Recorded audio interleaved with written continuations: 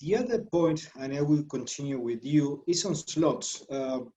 Right now, there is no problem with capacity. There is almost no flights, but we will see that in the near future, once the traffic starts to move again, and there are several measures in the front of the sanitizing measures and the turnarounds.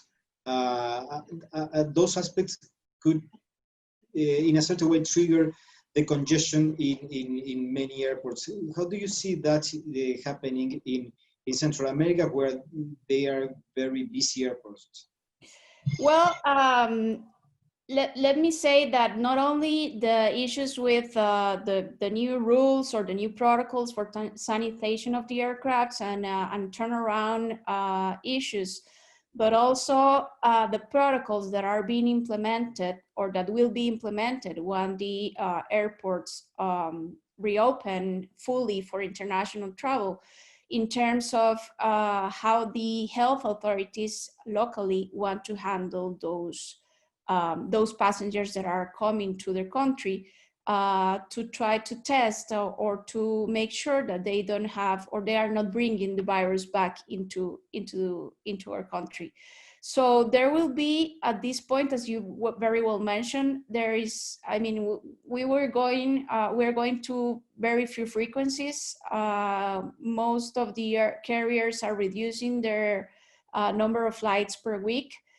Some of them are even reducing the number of routes that they are flying into Central America. And some of them are announcing that they will definitely not return to specific countries, as was the case with Delta and Nicaragua.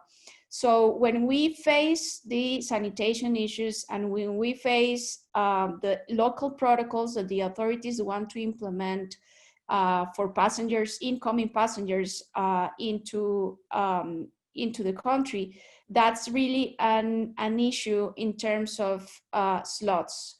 There is no specific regulations as there are in other countries as to slot assignment. So basically, the size of the market has allowed to coordinate that between the authorities, the airport, and the airlines, and pretty much the airlines so far have operated, and I'm talking about Costa Rica, the schedules that are more convenient for them in terms of connectivity and connections in other countries as well.